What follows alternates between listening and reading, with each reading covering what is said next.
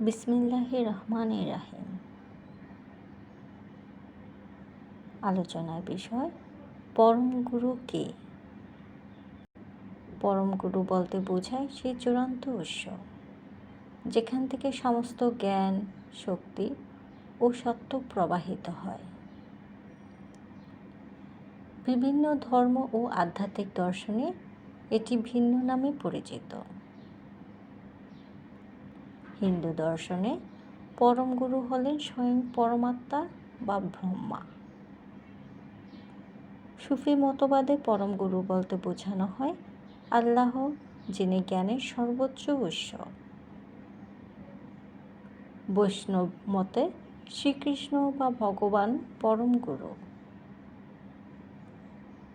শিখ ধর্মে এক ওঙ্কার বা নিরাকার ঈশ্বরই পরম গুরু, এবং খ্রিস্ট ধর্মে যীশু খ্রিস্টকে অনেকেই মানব গুরু মনে করলেও পরম গুরু হিসেবে ঈশ্বরকেই মানা হয়। ধন্যবাদ।